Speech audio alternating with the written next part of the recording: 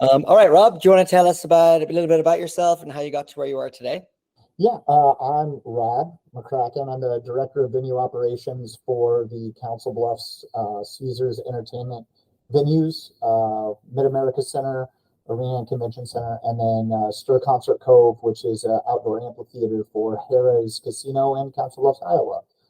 Kind of fell into the entertainment uh, genre out of just luck, I guess. I didn't really go to school for entertainment marketing or anything like that, but I'm more of a biology background, military background. But luckily, I have some bosses that believed in me, and they asked me if this is what I wanted to do, and now I found my passion. So I've been staying through this vertically, continued to move up. That's awesome. Yeah, I saw on your LinkedIn, like, were you in the Air Force? Yeah, Um, I was Air Force. I was a linguist. non-traditional background, for Yeah, yeah, definitely non-traditional. It was Air Force. I was a linguist for 6 years, and then when I got out, I went to school for biology, neuroscience, and genetics, awesome. and yeah, and then now I work in entertainment. So That's awesome. And so, sorry, let's get rid of this guy. And so tell me, I mean, I suppose like kind of the first kind of like kind of question for you is like, in the entertainment space that you're in, like, do you consider that job market strong? yeah, I think specifically in the Council Bluffs area, it's I mean, there's security in the industry. One of the things that we saw, even especially post pandemic, was people enjoy entertainment. People were striving to get out. People want to be around other people, and I think that was extremely evident after we like opened back up Yeah. post pandemic. 2022 in the entertainment space was huge nationwide. Yeah. And so I think there's a lot of security in the hospitality entertainment uh, uh, industry because people will always make space in their wallet for entertainment. So, Yeah. Yeah, no, that's awesome. It's interesting. Like we see, like I chat to a lot of people about this now. That's one of the key questions I ask is like, what's your take on the job market? And like, there are like certain difficult roles that people have to hire for, but like on the whole, it seems like, there's plenty of talent out there and like there's plenty of jobs getting filled. Like it's not like a struggle, especially given the sort of like fears post-pandemic that like so many people left the industry and were like gonna try and find something new and they haven't really come back. Like there's a stat that I always refer to is like 800,000 people left hospitality and never came back. Can you believe that? That's a lot of people. That's a lot of people. They're all, like at Amazon's now, or they're at like, DoorDash or Uber Eats or another new career. It's amazing how kind of upended it, but it seems like everyone's very happy with the job market and in the space. I guess like my question for you then is like, what do you think are your sort of like three biggest roadblocks or challenges that you find?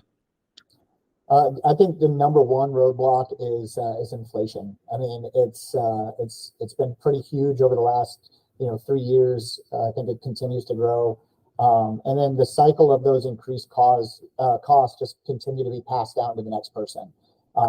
Especially in entertainment, we look at the tours having increased expenses, production equipment costs more, travel costs more, and so artists are asking for greater guarantees. And so the agencies and the negotiations are passing those high guarantees over to your promoters like us. And so we end up having to go up on what we would normally want to spend on an artist or what has traditionally been acceptable for an artist. And so then we have to increase ticket prices or food and beverage costs because we need to make that up or else we can't stay in business. And so that gets passed on to the consumer. And then the consumer has a higher price sensitivity because just the cost to go out is more expensive. That ends up kind of going into my second roadblock, I guess you could say, is you've got a lot of an increased market going for the same amount of entertainment wallet, on each consumer. With the number of venues in the area, the number of entertainment options that are out there, whether it's online platforms or in live. So the budgets are pretty fixed for individuals, and while they will make space for entertainment, you can't go to every concert when you have, 7 venues, 8 venues in the area all doing a concert on the same day. So competing for that same budget it gets difficult. I guess kind of the grandfather of all this inflation is the supply chain issues, especially from an operations standpoint. You get a 12-week turnaround on a vital component, and you're looking at the potential of hundreds of thousands of dollars in losses if it causes you to have to shut down your operation or, cancel a show or, I've seen tours have to cancel certain shows because of lack of tour buses or lack of backline equipment, not able to get video walls, so it impacts a lot down the line just because it's taking longer to get things made or over on the state side. That is actually it's interesting to think about that, that like you can lack that one. It's almost like a butterfly effect almost, the way you described it, that like that one piece there can have, like, if you can't find that piece, you might have to shut down a show, and what's that show worth to you? And if that happens over multiple days or weeks because you can't get something stood up, it's like, how much is that? It's actually kind of amazing. Just thinking about it, and it's just like kind of, right. It sounds almost innocuous. You know what I mean? Right. It's not something that you think of. I didn't think about until, recently I had an elevator part that was going out. It was just, it was a tachometer, and it shut down one of my elevators. And it would have been a huge detriment to guest satisfaction because we have multiple floors. And so it's like, okay, how do I fix this problem knowing that I don't have a part available for the next 6 weeks? So, trying to come up with, different methods to circumvent those problems, I guess. Keeps you on your toes. No, keeps you on your toes, for sure. And then I suppose,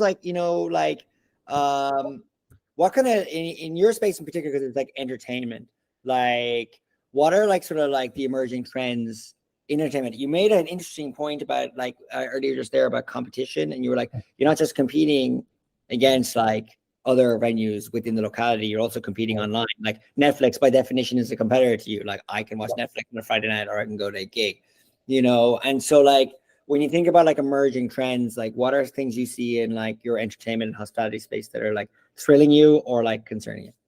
Well, you mentioned one of the big ones is streaming services. Live Nation is one of the biggest promoters in the world. I think number one concert promoter in the world right now by a pretty large margin. And one of the things that they intentionally went after, especially after COVID, was getting a lot of their venues able to live stream concerts. Because they're like, okay, if we're not going to be able to bring the customer in, or we can't do a show with people here, we still want to be able to provide a show that people can purchase a ticket to. So you're looking at live streaming or subscription-based platforms for live events that is going to come online. If it already isn't a huge thing, I believe it will be. You have people that just don't want to go out anyway, whether it's pandemic season or not. There's some people that just, I don't want to go. Or for me, I live in Council Bluffs. Well, I live in Omaha, Nebraska, but we're in Council Bluffs, Iowa. There are certain bands that just aren't going to come here, just because of the available space or because tour legs. There's bands that I love that I have never had the opportunity to see because they don't come to this space. And so it'll provide another way for, if there's a band that I love that's touring in Europe, I'm not going to go, unfortunately, to, Ireland to go see anybody. But if they're live streaming that show, would I pay, $50, $60, $70 to watch that concert live? Absolutely. Would you? And I think that's one huge thing that's coming up. Another, I think, augmented and virtual reality is huge. That's marketing, entertainment. I think that's going to be massive. I've spoken with some people. I went to Polestar a few years ago, and there was a company that's working on virtual reality capabilities in the concert space, right? Like having cameras set up on the stage. So when you put on your Oculus or whatever, it feels like you're sitting on the drum throne. Like you're the drummer now, and you can see from so many different angles. It provides a more immersive experience. So is that something that you can tie in with the live ticket? Sure. Is it something that necessarily needs to be at a venue? No, you can put a headset on from anywhere. From a different standpoint, not necessarily in the entertainment space specifically, but I think something that's going to be revolutionary across multiple markets is just artificial intelligence. We have even phone-based customer service that's being monitored by AI and seems like an actual person, not like a robotic voice telling you to press 3, like answering questions almost in a human-like manner. And I think that does a lot for not only just customer service capabilities, but speaking of staffing earlier, how many frontline jobs are going to be impacted because you don't need somebody sitting in a cubicle dialing out. Totally. And it's interesting you said about the AI. I mean, like, it's funny, like I was on a call about 2 hours ago with a hotel guy, runs a bunch of hotels down in North Carolina. It's a client of ours. And I was actually doing a case study with him. And I was like, what is it? Like, I mean, like, what was the thing that you got? And he's like, the AI, man. And I was like, the AI. And he goes, because that's basically what we offer. It's like a texting AI. So like when pretending, I don't say pretending to be, because the AI is the face of the GM. And so like, hey, we got a job for you. Do you want to like interview for it? And then that person can text back, and it's not a chat bot, but like in their own like iMessage or in their Android chat or whatever, that they're getting this sort of like AI chat back and forth that like helps schedule. And it's like everything is AI now. Like it's unbelievable. My entire marketing stack is like AI driven nearly. Like everything we're doing is like, how do we curate a framework and then use that to like give us like scale and opportunity to be able to communicate with people, at making everything so hyper personalized, hyper relevant, that kind of thing, which is kind of amazing. It is very amazing. It happened.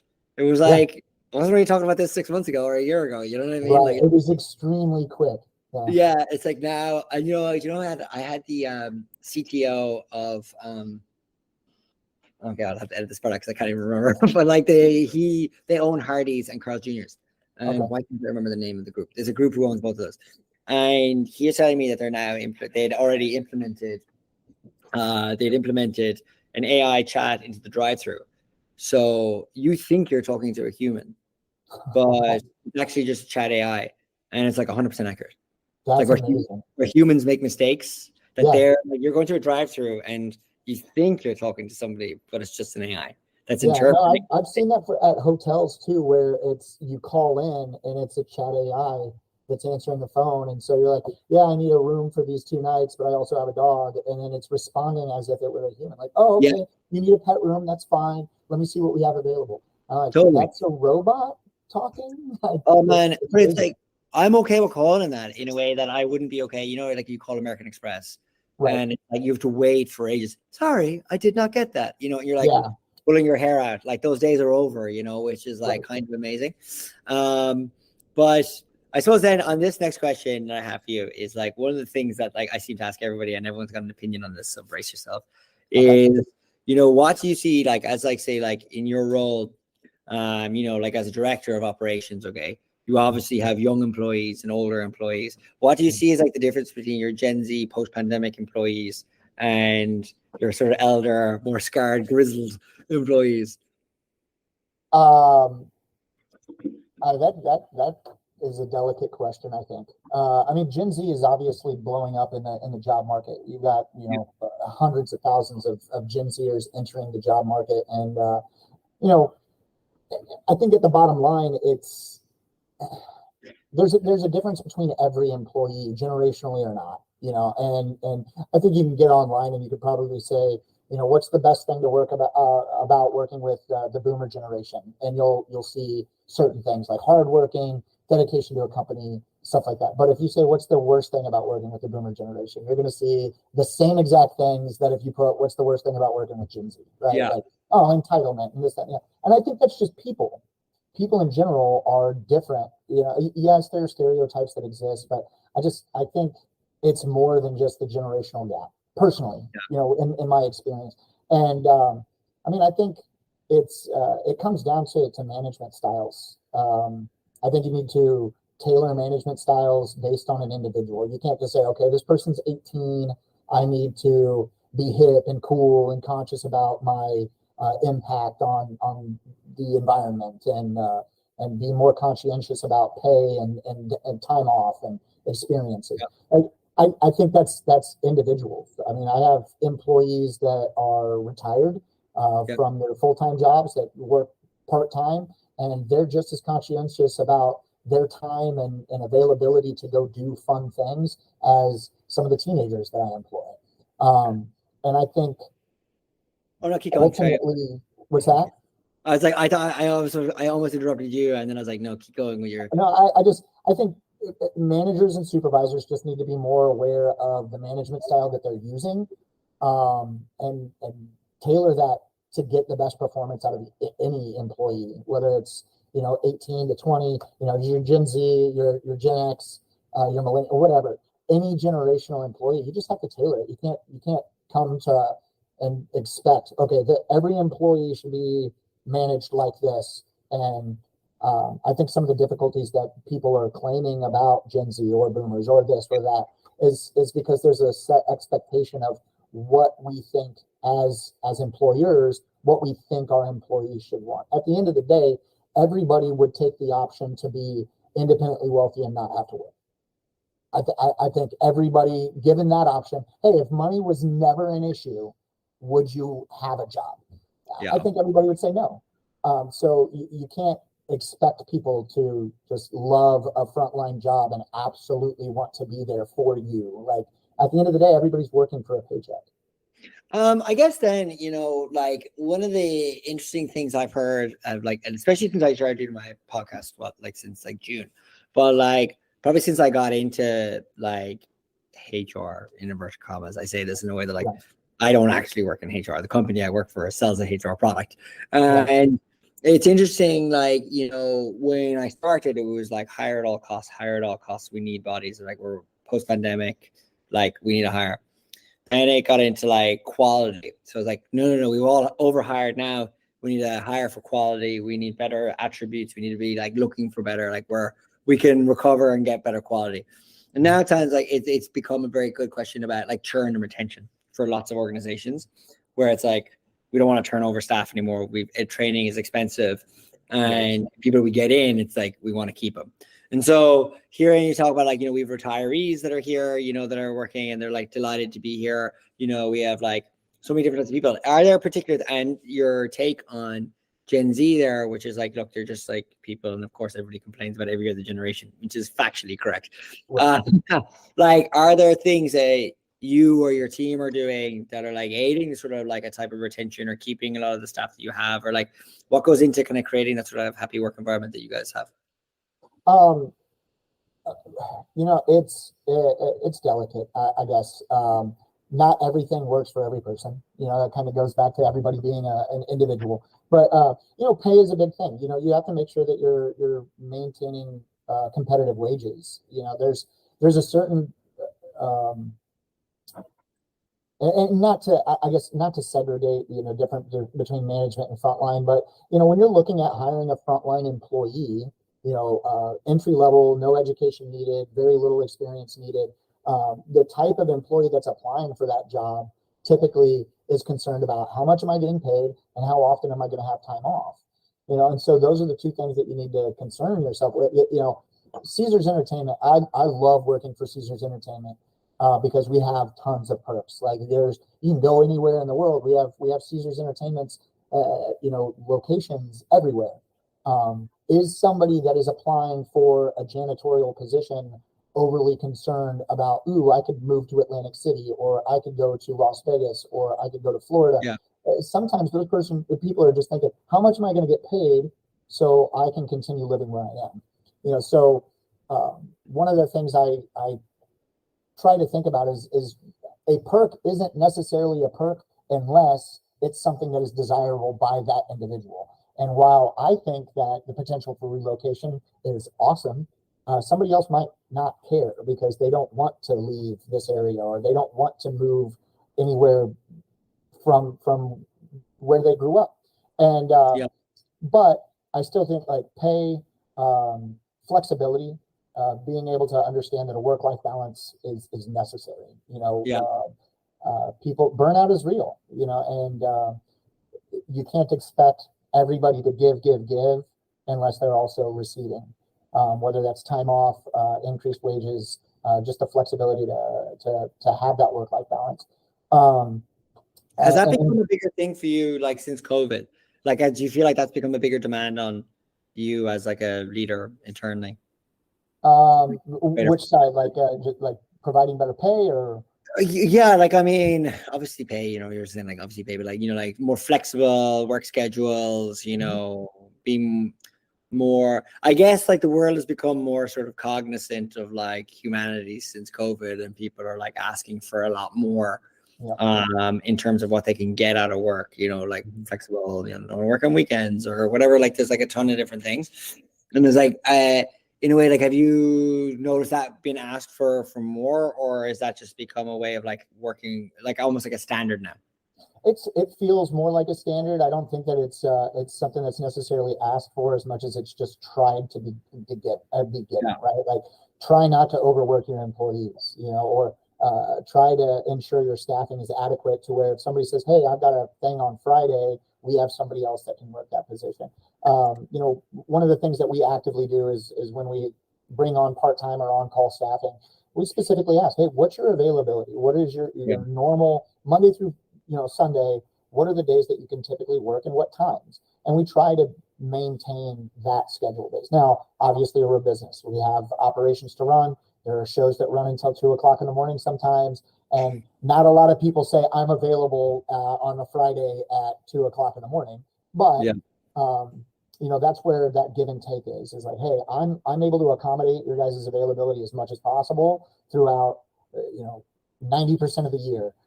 I need you to work a weekend from, 2 o'clock in the morning until 7 a.m., an overnight shift. Yeah.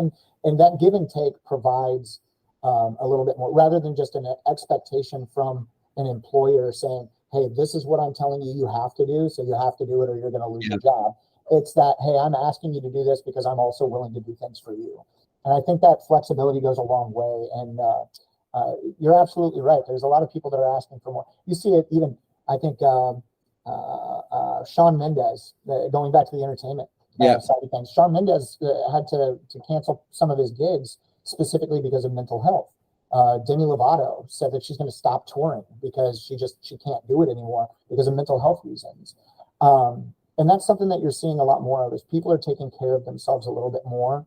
And it's something that we have to be cognizant of as leaders is, hey, like, people aren't going to work themselves to death anymore. Like, and I think that's a good thing, honestly. It really is. And being able to see that from a leadership point of view and change your expectations and kind of be more humanitarian in the way that you're employing is very important.